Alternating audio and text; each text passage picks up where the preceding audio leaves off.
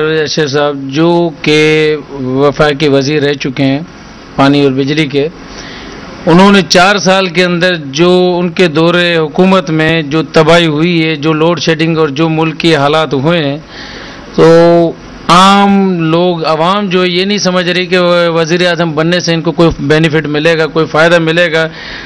तकरीबन लोग यही समझ रहे हैं कि दिन ब दिन तबाही की तरफ ही जाएगा, कोई इसके अंदर इनके वज़ीर आज़म बनने से किसी को कोई फ़ायदा या कोई हासिल उसूल नहीं होगा। हाँ, राजा रेंटल के नाम से कहें तो ज़्यादा मुनासिब होएगा।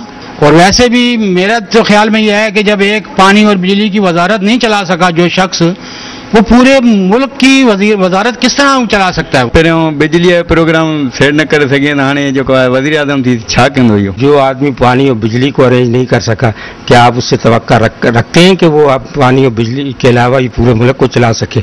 जिन हालात में इनको वज़ीर आज़म बनाया गया है और जो कुछ मामला इस वक्त मुल्की और गैर मुल्की चल रहे हैं हमारे, वो हमारी बदकिस्मती होगी कि हम अगर ये मामला इनके हवाले की। मुल्क लाइ कुछ भी न कंदा, पंहिंजा घर भरदा ऐं जेको थी सघंदो पंहिंजे घर में विझदा ऐं पंहिंजे पाण खे ठाहींदा।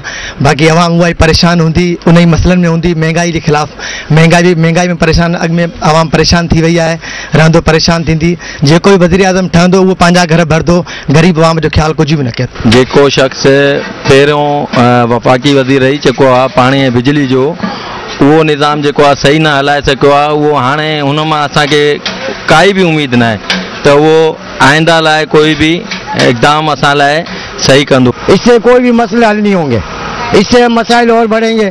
इससे बेहतर है कि वज़ीर आज़म ही ना रखें। ये मुल्क बदनसीब है और यहाँ के हुक्मरान जो है ना इसी तरीके से आते रहे तो ये मुल्क एक दिन ख़त्म हो जाएगा। अल्लाह कोई अच्छे हुक्मरान दें हमारे मुल्क को, जो हमारे मुल्क के लिए सिंसियर हों। लेकिन बहरहाल यहाँ दूर दूर तक कोई सिंसियरिटी नज़र नहीं आती किसी में भी। इस मुल्क में जो सबसे ज़्यादा फराडी या करप्शन होता है उसको इतना ही बड़ा ओहदा दे दिया जाता है।